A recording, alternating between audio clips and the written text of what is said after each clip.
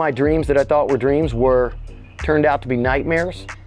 And I figured out the biggest value and purpose in life is that it has nothing to do with money or buying all these. Robert Van Winkle. Nothing rhymes with Winkle. Oh yeah. But I really didn't know what to expect. You lie about your background. I mean, that's all old news. I didn't lie about. But I haven't. All I heard was like Ice Ice Baby, and I knew all these stones was being thrown at him, and I'm like, that song is whack. But why are all these stones really being thrown? I was young, manipulated, and I was a puppet. Welcome back to Juicy Pulse, your daily dose of scandal and glamour. Let's spill the tea on today's biggest celebrity stories. Vanilla Ice is finally spilling the real reason he dipped out of the spotlight. And trust, it's not the tired old one-hit wonder story people been pushing for years. For the longest time, folks thought he just couldn't hack it in the rap game. Like he dropped Ice Ice Baby and vanished. But turns out, that was just the cover story. Behind the scenes, it was a whole different level of shady. Word is, some big-name execs were allegedly trying to drag him into those twisted secret rituals that the industry's been whispering about for decades.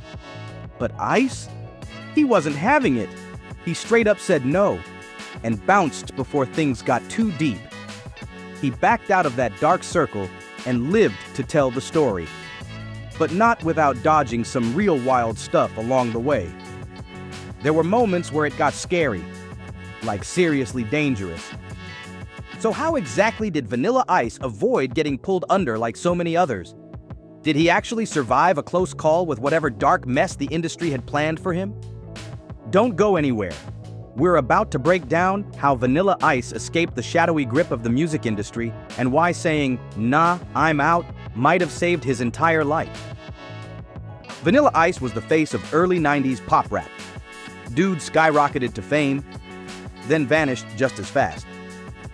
People wrote him off as just another one-hit wonder, like he was never built to last in the game. But now, the truth hitting way different. New info's coming out, and it's wild. His sudden exit had nothing to do with fading trends or weak bars. Nah, the story goes way deeper. Word is, some of the same powerful music execs who've been exposed lately allegedly came for Ice too, trying to drag him into the same twisted, behind-closed-doors rituals other artists have hinted at for years.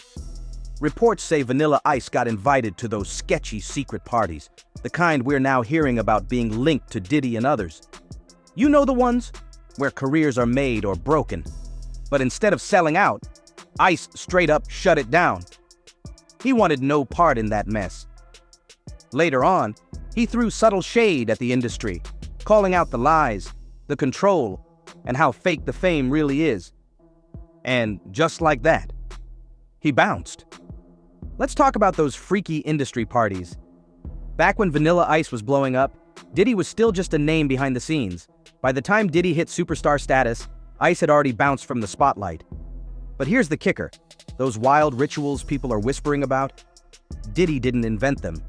Word is, he was taught by the same industry OGs who allegedly tried to reel Vanilla Ice into that mess too. After Ice Ice Baby exploded, Vanilla Ice reportedly got noticed by some of the most powerful names in the game. One of them? The late Charles Koppelman, a heavy hitter with serious ties to Clive Davis, who's been known as a major influence on Diddy's rise. Behind the scenes, rumors started swirling that these execs didn't just see Vanilla Ice as a moneymaker, they saw him as a potential puppet. Someone they could mold, control, and push into those same hush-hush rituals that have now been linked to Diddy's inner circle. But Ice? He wasn't blind to it. He saw straight through the smoke and mirrors, and before they could tighten their grip, he dipped out. Just like that, he ghosted the industry and never looked back. But don't get it twisted. It wasn't just lights, fame, and chart toppers. Vanilla Ice's rise to the top came with some real chaos, and he's admitted there were times he didn't think he'd make it out alive. Let's rewind real quick. Vanilla Ice, real name Robert Matthew Van Winkle, was first discovered in '87 by DJ Floyd Earthquake Brown. It all started at a club in South Dallas called City Lights, where Ice was tearing it up on stage. Just 2 years later, he dropped his major label debut, To the Extreme, and it exploded. The album moved 15 million copies worldwide, becoming the fastest-selling album since Prince's Purple Rain. And that was 6 years earlier. The single Ice Ice Baby? That track made history. It became the first rap song to ever hit #1 on the Billboard Hot 100. That moment didn't just launch his career, it cracked the door open for hip-hop to go mainstream across America. Vanilla Ice was everywhere. He was bigger than rap for a minute. He was pop culture. Even Hollywood wanted in. By 1991, he landed his big screen debut in Cool as Ice. And guess what? Even Madonna came chasing. Word is she was so into Ice that she proposed to him, but he turned her down, said no thanks. He was still grinding, still focused, still in his early 20s and not ready to be tied down. Unlike most big-name stars swimming in fame, Vanilla Ice wasn't out chasing every celeb woman in sight. In 1997, he tied the knot with Laura Giarita, and together they had 2 daughters. They actually stayed married for nearly 2 decades, which is practically unheard of in Hollywood. But things didn't end smoothly. In 2016, Laura filed for divorce, claiming he cut her off financially and was hiding money from her. Still, staying locked in that long, especially with fans going crazy for him back then, is wild in itself. At just 23, Vanilla Ice was riding high as the biggest rapper on the planet, but that spotlight came with backlash. The hip-hop scene turned on him quick, accusing him of cultural appropriation and questioning if he was really built for the game. It got tense fast. One of the biggest call-outs came from Arsenio Hall, who straight up accused Ice of lying about being from Miami. That moment stuck with him. Later, Ice admitted he wasn't trying to fake anything. He just felt out of place. I lived in Miami and wrote Ice Ice Baby about it.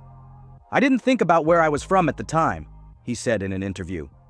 In reality, he was a Dallas kid just trying to fit in while the fame storm hit hard. That only became a thing after I got famous, Vanilla Ice said, looking back on the whole "where you from" controversy. I was like, who cares where I'm from? He admitted feeling straight up embarrassed to say he was from Farmers Branch, a suburb of Dallas. I didn't tell people I was from Miami. I didn't tell them anything. I was just like, yo, I'm from around the corner, man. I'm from around the way. He later clarified he wasn't trying to create some fake persona. He just wanted to protect his personal life from all the madness. But even with that explanation, critics stayed on his neck. They tore apart his story and doubted every inch of his street cred. Still, Vanilla Ice never looked for shortcuts or handouts. He grinded. He threw himself into the culture and got obsessed with 80s dance flicks like Breakin' and Beat Street. While other artists were chilling, he was locked in, spending hours on end perfecting every single move. In one interview, he shared, "I can't tell you how many sleepless nights I stayed up, just copying moves from Breakin' and Beat Street, watching them glide with brooms, fishing line tricks, doing the robot, then adding my own twist. My mindset was always the same. Whatever it is, you gotta earn it. You gotta prove yourself." Vanilla Ice wasn't handed a thing. He hustled from the ground up. He started his own dance crew and was pulling in $40 a day just from breakdancing, beatboxing, and freestyling at local malls. In a 2013 GQ interview, he said, "I used to spin on my head at the mall and make $40 a day. That was more than my rich friends got for allowance." That grind was real. He dropped out of high school, never knew his real father, and grew up watching his mom go through multiple marriages. Life was far from flashy. He came up lower middle class, bouncing between random low-wage jobs, still chasing a dream. And in a mostly black hip-hop scene, he was the only white kid trying to earn his spot and respect. "I didn't have a crystal ball," he said. "I just knew there was this crazy energy around me and I was gonna do something with it. I could feel it." He knew people were vibing with what he was doing, and that was enough to push him harder. His big break? A friend dared him to hop on the mic at open mic night at Club City Lights. Ice took the stage and the crowd went wild. The club manager saw the spark and asked him to come back. Before long, Vanilla Ice was sharing stages with heavyweights: NWA, Public Enemy, the DOC, Paula Abdul, Sinbad, and MC Hammer. Just like that, the kid spinning at the mall was standing in the big leagues. Vanilla Ice was grinding way before the spotlight hit him. He built his own dance crew and was earning $40 a day just by breakdancing, beatboxing, and freestyling at local malls. In a 2013 GQ interview, he said, "I used to spin on my head at the mall and make $40 a day, more than my rich friends were getting in allowance." That was hustle straight from the pavement. He dropped out of high school, never knew his real father, and watched his mom go through marriage after marriage. Life wasn't easy. He grew up lower middle class, hopping from one low-paying job to the next, still holding on to that dream. In a mostly black hip-hop scene, Ice stood out as the only white kid trying to earn his place, not just show up and expect respect. "I didn't have a crystal ball," he said, "but I felt something. There was energy around me. I knew I was meant to do something with this." People were feeling his vibe, and that gave him fuel to keep pushing. His come-up moment? A friend dared him to rap at an open mic at Club City Lights. He hit the stage and shut it down. The crowd went nuts. The club manager immediately brought him back for regular shows. Before long, Ice was opening for giants like NWA, Public Enemy, the DOC, Paula Abdul, Sinbad, and MC Hammer. By then, his name was ringing out across Dallas.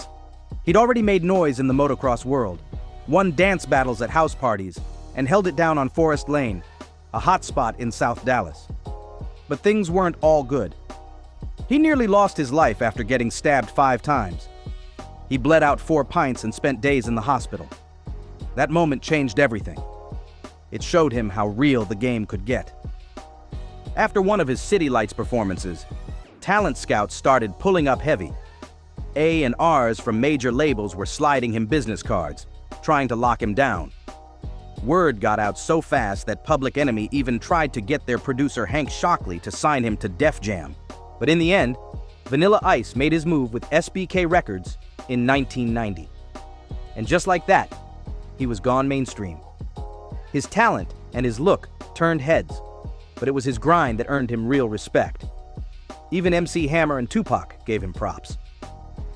While touring with Hammer on the Please Hammer Don't Hurt 'Em World Tour, Hammer said he respected Ice for staying in his lane and not trying to be something he wasn't.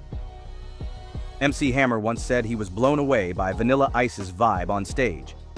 Not because he was trying to copy anyone, but because he was doing his own thing. "I was shocked," Hammer admitted. "Here's this white kid, number 1, rapping, and number 2, dancing. And not just anywhere. He was rocking a 100% black club. Only white face in the building." But Ice didn't flinch. He wasn't out there mimicking anyone. He was dancing full stop, raw talent, no fear. And when it comes to Tupac, Vanilla Ice said in interviews that Pac was actually cool with him. They even hung out a few times in the early 90s. That alone shuts down a lot of the hate people threw his way. Pac was known for calling out fakes in the industry. He had zero tolerance for anything phony in hip-hop. But he never came at Vanilla Ice. Not once. In fact, Ice claimed Tupac backed him up when other rappers started throwing shade. Pac even gave him advice. Real recognize real, and it looks like Tupac saw something genuine in him. But while Tupac might have shown him love, not everyone in the game was feeling Vanilla Ice. As his fame exploded, so did the backlash. Some artists straight up clowned him, saying he was a gimmick, a plant, or just riding the wave. And the media, they tore into everything. His look, his background, even his voice. Suddenly, every move he made was getting picked apart. Things reached a boiling point when Suge Knight allegedly pulled one of the most infamous stunts in music history. Rumor has it, Suge confronted Ice at a hotel in LA, demanding rights to Ice Ice Baby. Some say he showed up with goons, backed Ice onto a balcony, and pressured him into signing over publishing. Vanilla Ice later denied being literally hung off the edge, but he did admit to giving up the rights after that meeting. That moment changed everything. Ice realized the game wasn't just about talent, it was about power, money, and survival. And he was in deep. This wasn't just music anymore. It was a Shark Tank, and Vanilla Ice had blood in the water. After that wild run-in with Suge Knight, Vanilla Ice started to feel the weight of the industry's dark side pressing in. The fame, the pressure, the fake friendships. It all started closing in fast. He was barely in his mid-20s, but the spotlight was burning hot. He couldn't trust anybody.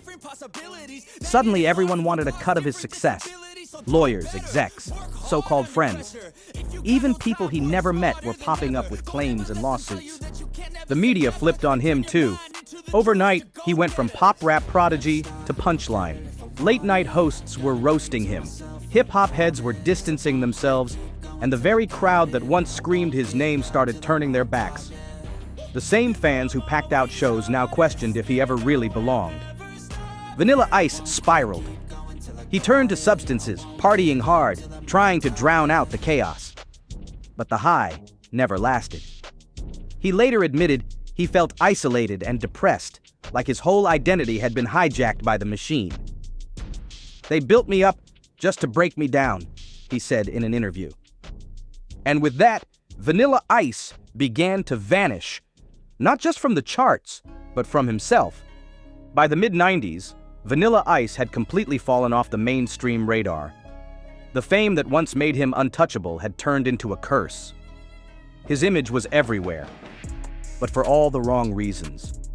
He became a running joke, a meme before memes even existed. Every late-night sketch, every tabloid headline, they all took shots at him. Feeling cornered and broken, Ice tried to reinvent himself. He switched up his sound, ditched the pop rap image, and leaned hard into rock and hardcore vibes. In 1998, he dropped Hard to Swallow, a gritty album with heavy guitars and a darker tone. But the industry wasn't trying to hear it. Critics laughed it off. Fans were confused. No one wanted to let him evolve. At the same time, his personal life was in chaos. He racked up arrests, disorderly conduct, assault, reckless driving. He was angry, unpredictable, and spiraling fast. But behind the headlines was a guy who felt used, chewed up, and tossed out by the very system that once called him a star. Vanilla Ice wasn't just losing fame. He was losing himself in the wreckage. And nobody seemed to care. Not until it was almost too late. Now, when it comes to Suge Knight, Tupac's label boss, things took a whole other turn. There's a now legendary story tied to Vanilla Ice that still gets talked about in hip-hop circles like it was a scene out of a gangster movie. It all started with a guy named Mario Chocolate Johnson. He claimed he helped write multiple tracks for Vanilla Ice, including the mega hit Ice Ice Baby. In 1990, Johnson was being managed by none other than Suge Knight. And once Suge found out about his role in Ice's music, he decided to pay Vanilla Ice a little visit, and not the friendly kind. Word on the street is, Suge wanted a piece of the profits, but this wasn't no sit-down negotiation. Rumor has it, Suge rolled up to Ice's hotel room in LA, dragged him out to the balcony, and allegedly held him over the edge by his ankles, until Ice agreed to hand over 25% of the royalties. Now, Ice later cleared the air. He said Suge didn't physically dangle him, but he did confirm that Suge made his message real clear that night. And on that balcony, Ice signed. Fast forward to today, and guess who's winning? Vanilla Ice might have taken a hit back in the day, but he played the long game. And now he's thriving. While Suge Knight is locked up behind bars, not eligible for parole until 2034, when he'll be pushing 70, Ice is living good, far from the chaos of the music industry. After stepping away from the spotlight, Vanilla Ice pulled the ultimate switch-up. He got into real estate before house flipping was even a trend. He started buying cribs in Florida, fixing them up, and stacking his paper quietly. What started as a side hustle turned into a full-blown empire, and his skills didn't go unnoticed. Soon enough, he landed his own home renovation show, the Vanilla Ice Project, which ran for multiple seasons on the DIY network. Turns out, he wasn't just about bars. He had serious business sense too. Looking back, fans now say that walking away from the industry was the smartest move he ever made. Ice didn't sell out. He dodged the shady parties, stayed in his lane, and kept building behind the scenes. Now, he's still cashing checks, while a lot of the people who clowned him are either broke or behind bars. Plenty of people say the smartest move Vanilla Ice ever made was stepping away from the spotlight before it chewed him up for good. He dipped out just in time before the fame fully swallowed him and flipped the script, building success on his terms without selling his soul or losing who he was. But now, it's your turn. What do you think about Vanilla Ice's wild ride through the industry? Was walking away the power move of the decade? And what about those claims that the industry higher-ups tried to drag him into that twisted freak-off scene? Real talk. Drop your thoughts below. And if you enjoyed this video, don't forget to like, subscribe, and share to stay in the loop with all the latest tea. Hit that notification bell so you never miss an update, and I'll catch you in the next video.